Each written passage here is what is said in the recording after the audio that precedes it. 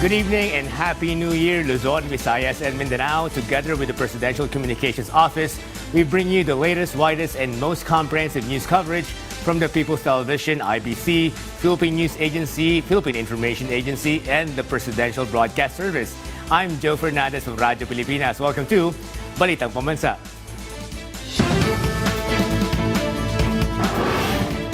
Tonight's headlines. President Ferdinand R. Marcos Jr. revels in Filipinos' resilience in overcoming challenges and difficulties, urging them to look forward with renewed hope and optimism. The Department of Health logs 141 new cases of firecracker-related incidents on New Year's Day, bringing to the total of 340. The Philippine National Police reports no major untoward incidents in welcoming the new year, noting a generally peaceful celebration. The Marcos administration remains on track in attaining its legislative agenda of bolstering economic growth and development, safeguarding the country's interests, and improving the lives of Filipinos. As the country celebrates the year 2025, also welcomes the arrival of New Year babies or the Generation Beta. President Ferdinand R. Marcos Jr. in his New Year's message encourages Filipinos to adopt a growth-focused mindset as they welcome the new year, emphasizing the importance of learning from the past and using that wisdom for self-improvement. The chief executive praised the resilience shown by Filipinos amid the challenges and difficulties the country faced during the previous year. The president urged citizens to look forward with renewed hope and optimism, drawing inspiration from acts of courage and solidarity in order to build a brighter future and a stronger nation where every Filipino can thrive.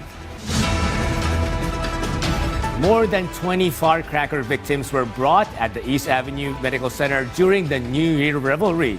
Health professionals are urging firecracker victims to immediately go to the hospital to get treatment. PTV's Gavillegas has the details. This 14-year-old male was admitted to East Avenue Medical Center this afternoon after picking up firecrackers that didn't explode. The child's hand was amputated and various parts of his body were injured. His private part also suffered abrasions due to the explosion. According to EAMC's data from December 21 until this afternoon, the number of firecracker-related injuries during New Year's Eve has reached 24. The last victim was a 9-year-old female whose right eyelid has been affected due to 5-star. 4 firecracker victims were brought to EAMC on New Year's Eve, while 8 came after midnight. The youngest of them is an 8-year-old male from Montalban, Rizal, who was hit in the hand by a 5-star. His finger was amputated. Meanwhile, a boga exploded in an 8-year-old male's face. He was discharged after being treated. The EAMC earlier reminded firecracker victims to immediately go to the nearest hospital to get treated. From People's Television Network, Gabo Milde Villegas for Balitang Pambansa. As the country welcomes the new year, cases of firecracker-related injuries were reported across various hospitals, with many cases involving burns and amputations caused by illegal firecrackers. Both Jose Reyes Memorial Medical Center and Bulacan Medical Center remain on high alert and are prepared to handle additional incidents in the coming days. PTV's Floyd Brins tells us more.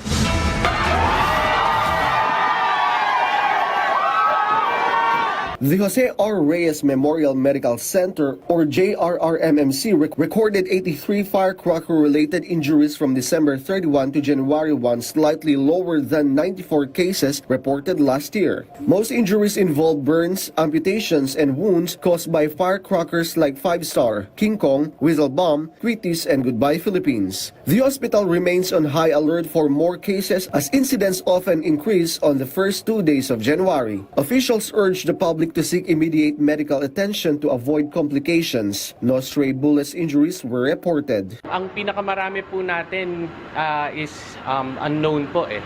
Pero ibig sabihin hindi po alam daw mga natamaan po kung ano yung paputok. So pero marami pa rin po mga illegal na fireworks. Meanwhile, the Bulacan Medical Center reported 10 firecracker-related injuries this new year, down from 15 last year. Victims range from a 7-year-old boy injured by a 5-star firecracker to a 41-year-old man hurt by quitis. The hospital prepared its facilities, staff, and supplies for wound care and major operations, ensuring prompt treatment for all cases. All hospitals and health facilities are on code white alert until January 6. From PTV, Floyd Brens, Balitang Pambansa. The Department of Health, or DOH, reported a total of 340 firecracker-related injuries from December 22 to January 1, 6 a.m. This includes 141 new cases on New Year's Day, along with 11 cases from late reports.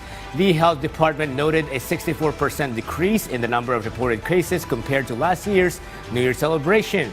The DOH revealed most of the victims are young individuals, with many incidents involving illegal firecrackers like Boga, 5-Star, and Piccolo.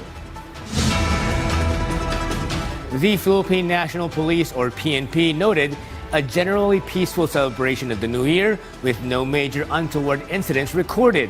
Based on the information gathered by the Philippine News Agency, 1,360 cases of illegal firecracker sale and use have been reported, and more than 593,000 were seized, while 73 individuals were arrested. Additionally, 27 cases of indiscriminate firing occurred, causing 5 injuries and leading to 21 arrests and 17 firearms confiscated. 6 people were injured by stray bullets and 1 died due to firecrackers. PNP Chief General Romel Francisco Marbil directed all police units to prioritize public safety during the New Year revelry. Many Filipinos still choose to celebrate the New Year at Luneta Park in Manila. According to the data of National Parks Development Committee, almost 40,000 individuals attended the countdown to welcome the new year. More than 100,000 individuals visited the park today. Some visitors in Luneta Park enjoy the musical dancing fountain that starts at 6 p.m. and ends at 10 in the evening. The management encourages the park goers to keep the environment clean, reminding them to practice Clego, or clean as you go. No untoward incidents have been reported except the 11 children who were missing yesterday but were immediately found and returned to their family. Security is also strictly enforced around the Luneta Park. Welcome naman sila lahat dito para ma-enjoy nila ang park. So everybody's welcome. The Department of Health, or DOH, recorded a total of 529 cases of road traffic accidents from December 22, 2024 until 6 o'clock in the morning today, 33 of which are new cases. This is 31% much higher compared to last year. Death toll remains at 6, where 4 died from motorcycle accident. Those who got involved in the accident are under the influence of alcohol, did not use safety accessories, and got into motorcycle accidents. Meanwhile, the DOH reminded motorists to stay safe while traveling and that it is better to always carry discipline on every journey. Malacanang confirmed Philippine Ambassador to the United States Jose Manuel Romualdez will represent President Ferdinand R. Marcos Jr. at the inauguration of U.S. President Donald Trump on January 20. According to the Presidential Communications Office, the Secretary of State, acting on behalf of the Joint Committee on Inaugural Ceremonies, invited diplomatic mission heads and their spouses to attend the principal inaugural events. As of now, there is no confirmation on whether President Marcos Jr. will visit the U.S. to meet with President Trump in the early months of 2025. The Intertropical Convergence Zone, or ITZZ, is affecting Visayas, Mindanao, and Palawan. The shear line is affecting the eastern sections of northern and central Luzon, while the northeast monsoon is affecting the rest of northern and central Luzon. Based on Pag-asa's latest weather forecast, Visayas, Mindanao, Palawan, Romblon, Catanduanes, Albay, Sorsogon, and Masbate will have cloudy skies with scattered rains and thunderstorms. Meanwhile, shear line will bring cloudy skies with scattered rains and isolated thunderstorms in Metro Manila, Calabarzon, Isabela, Quirino, Aurora, Bulacan, and the rest of Mimaropa and the Bicol region. Meanwhile, cloudy skies with rains brought by the northeast monsoon will be felt in Batanes, Cagayan, and Apayao. And the rest of Luzon will experience partly cloudy to cloudy skies with isolated light rains. Coming right up, Metro Manila crime rate drops this December. Pabelia Hospital welcomes first New Year baby of 2025. These and more stories when Balitang Pambansa returns. Ako po si Licio Toscano, nangyaraan sa Barangay Manubuan. Hindi lingid sa atin na kung walang titulo ang iyong sinasaka or yung lupa, hindi ka talaga makapa-improve. Pero ngayon, makikita man natin na yung pursigi, aming mag-asawa, talagang nandyan na. Kaya nagpasalamat kami dahil dito. Ito ang nagpapalakas sa amin na magtanim upang yung kinabukasan namin masagana. Kaya masasabi ko na itong titulo na ito ay talagang nagpapatibay at saka nagpapalakas sa isang tao. Pero kung wala kang ganito titulo, medyo alanganin ka. Kasi alam natin sa kapanahonan ngayon, mahirap. Mahirap ang mag-improve sa lupa na yung sinasaka. Pero kung mayroon ka ng titulo, lahat-lahat talagang magagawa mo. Kaya malaki talaga ang pasalamat namin. Kung wala kang lupa na siguro na iyong-iyo, hindi ka makapagpupundar ng maganda. Kaya salamat ako sa DAR Municipal Level at sa Provincial Level, lalong-lalo na sa ating DAR Secretary at sa ating Presidente, mahal na Presidente Ferdinand Bongbong Marcos Jr.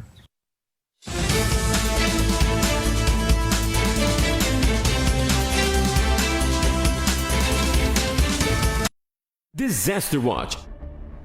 Alamin ang heavy rainfall warning system ng Pag-asa. Yellow rainfall warning, pinapayuhan ng lahat na mag-monitor ng mga weather update sa inyong lugar. Maghanda sa posibleng pagbaha sa mga mabababang lugar at tabing baybayin. Orange rainfall warning, mas malawak na pagbaha ang inaasahan at posibleng magka-landslide sa mga tabing bundok. Bumuo ng isang emergency kit at maghandang lumikas sa anumang sandali. Red rainfall warning, inaasahan ang matinding buhos ng ulan sa loob ng 2 oras na magdudulot ng malawakang pagbaha at landslide. Para sa inyong kaligtasan, agad na lumikas papunta sa ligtas at mataas na lugar. Sa panahon ng kalamidad, dapat laging listo.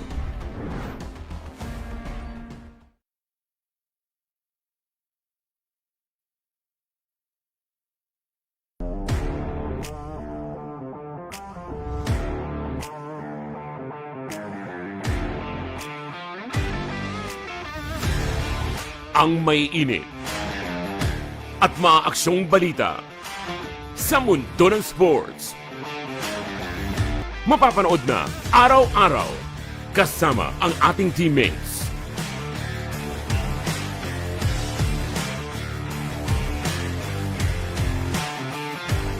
PTV Sports, para sa atletang Pilipino, para sa bagong Pilipinas. Sa PTV.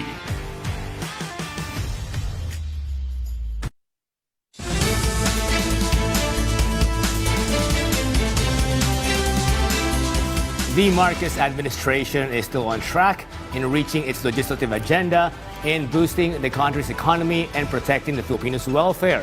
This year, President Ferdinand R. Marcos Jr. signed priority bills into laws such as the new Government Procurement Act, Anti-Financial Account Scamming Act, and VAT on Digital Transactions Act. President Marcos Jr. also supported agriculture, business growth, and workforce development with laws like the Anti-Agriculture Economic Sabotage Act and Create More Act. Other laws address education, mental health, and disaster response. Over 100 laws were signed in 2024 to drive national progress. Wage increase from 21 pesos to 75 pesos were approved for nearly 5 million private sector workers across 14 regions in 2024, including Metro Manila, Northern Mindanao, and other areas. Based on Philippine News Agency's report, minimum wage rose to 645 pesos with a 35 pesos hike in the National Capital Region or NCR, while domestic workers in 9 regions saw monthly increases of 500 pesos to 1,100 pesos. 2 regions, Bicol and Davao, are yet to finalize wage orders due to local challenges. The Department of Labor and Employment, or DOLE, continues to promote wage clarity, productivity programs, and relief mechanisms for affected businesses and workers. Crime incidents in the National Capital Region, or NCR, decreased by 10.62%, or over 9,000 in December last year compared to around 10,000 cases reported in November. Based on Philippine News Agency's report, the National Capital Region Police Office, or NCRPO, said incidents on 8 focused crimes plummeted by 11.94%, or 413 from November's 469. Focused crimes include murder, homicide, physical injury, rape, theft, robbery, vehicle, and motorcycle theft. The NCRPO also is strengthening its operations against wanted persons, anti-illegal drug, and anti-illegal gambling operation. It also has confiscated over 200 unlicensed firearms and arrested 202 individuals as part of security preparations for the 2025 midterm polls. The Department of Social Welfare and Development, or DSWD, has distributed more than 8 million family food packs, or FFPs, to nearly 7 million families affected by various disasters last year, the Philippine News Agency reports. These food packs, which are part of a record 10 million produced by DSWD's National Resource Operations Center and Visayas Disaster Response Center, provided crucial aid following storms, earthquake, and volcanic eruptions. Over 524,000 families benefited from the agency's Cash for Work, Food for Work, and emergency cash transfer programs. DSWD officials attribute the successful distribution to improved disaster response efforts and stronger collaboration with partner agencies. The government has provided 149.9 million pesos in assistance to families affected by the ongoing unrest of Mount Canlaon, according to the National Disaster Risk Reduction and Management Council, or NDRRMC. The assistance, which includes family food packs, hygiene and sleeping kits, and financial support, has reached a total of 9,762 families, 7,309 in Western Visayas, and 2,453 in the Central Visayas. Over 12,000 families, or some 46,000 families in 26 barangays, are affected. Among them, more than 4,000 families are sheltered in 34 evacuation centers, while nearly 2,200 are being helped outside. The Armed Forces of the Philippines, or AFP, renews its vow to protect and defend the country. This and more stories in tonight's Philippine News Agency reports, rounded up by Kate Renya. The Armed Forces of the Philippines, or AFP, reaffirmed its commitment to protect the nation and its people in the new year. AFP Chief General Romeo Bronner Jr. highlighted the AFP's strength and resilience in 2024, thanking personnel for their dedication. Office of the Presidential Advisor on Peace, Reconciliation and Unity, or OPAPRU, Secretary Carlito Galvez Jr. promised to continue working for lasting peace in the Philippines. He highlighted key achievements in 2024, including the 10th anniversary of the Bangsamoro Agreement, progress with former rebels, the opening of a Peace and Development Center in Baguio, and the success of the first International Conference on Women, Peace and Security. Secretary Galvez expressed gratitude to President Ferdinand R. Marcos Jr. and the Filipinos for their support and assured that OPAPRU is ready to face challenges this 2025. On New Year's Day, 36,094 passengers left ports and 29,325 arrived from 6 a.m. to noon. This is higher than the previous early morning number. The Philippine Coast Guard, or PCG, deployed nearly 3,000 personnel to inspect 255 ships and 699 boats. All PCG units have been on high alert from December 20, 2024 to January 3, 2025 for the Oplan Biyaheng Ayos Pasko 2024 operation. From PTV Manila, Kate Renya, Balitang Pambansa. Alea Haide, the first baby of 2025, was born exactly at midnight at the new Dr. Jose Pabella Hospital in Manila. Leia May Razo, the New Year baby's mother, was surprised by her early arrival.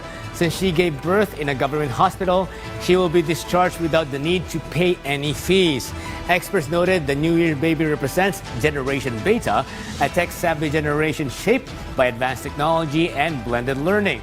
The delivery was celebrated by the hospital staff, and even the media present joined in the joy. Data from Pabella Hospital showed 11 moms gave birth yesterday at 8 in the morning until 11:59 p.m., while 4 mothers gave birth on the first day of the new year as of 7 a.m. Yung New Year baby brings hope, joy and perseverance sa pamilya natin, sa community natin, and also as a nation. Once again, everyone, Happy New Year to you and your families in behalf of Balitang Pambansa and a blessed 2025. And that concludes our rundown of the latest, widest, and most comprehensive news and information from all across the nation. This is your trusted news source, always ready to inform and serve the Filipino people. Catch Balitang Pambansa again tomorrow at 7 a.m., 12 noon, 6 p.m., and 9:30 p.m. for more updates and developments. From Radyo Pilipinas, I'm Bill Fernandez, and this is Balitang Pambansa.